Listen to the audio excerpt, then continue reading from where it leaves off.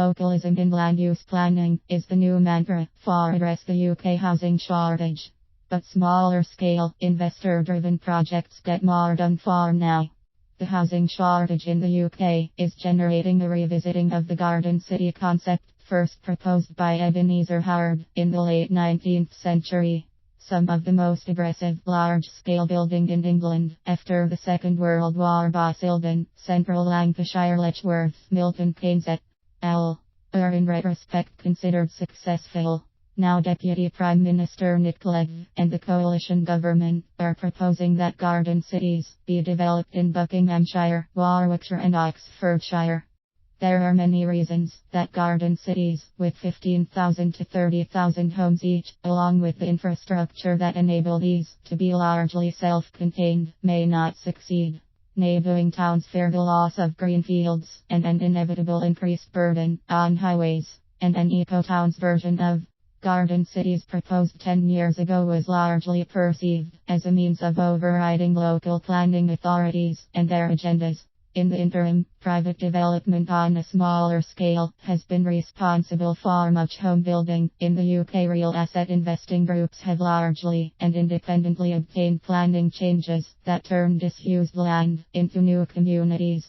The Cameron government, through the Department for Communities and Local Government, proposes a new iteration on this approach called locally led garden cities. In an April 2014 publication, Deputy Prime Minister Clegg and Eric Pickles, Secretary of State for Communities and Local Government.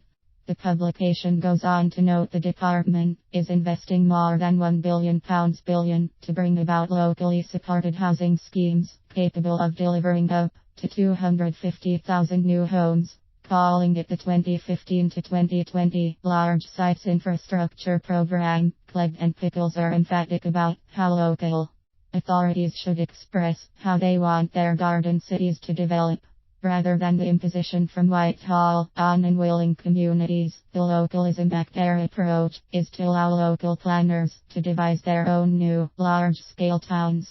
Still, opposing voices cite reasons why even locally led garden cities will be challenged. One is that the 20 to 30 year time frame to build these places means they must transcend the shifts in governments over those decades, in addition to the fact that delivery of homes will take a while as well. Another question: just what characteristics of design, transportation and affordability will best serve the interests of occupants, neighbors and local economies? Offering some answers might be Saffron Woodcraft, a social anthropologist with the community consultancy Social Life. Woodcraft presented her work on garden cities, which she observes have had successful applications for decades in disparate places around the globe, including Soviet Russia and modern China, in skyscraper villages, as well as some developments in England. For various reasons, she urges the following questions be addressed in garden city planning. Will development favorably affect the physical and economic well-being of existing towns, cities and neighborhoods?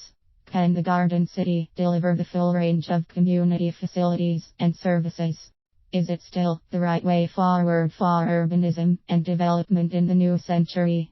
While government support for development of garden cities will likely be necessary in all cases, private investment will ultimately be required as well.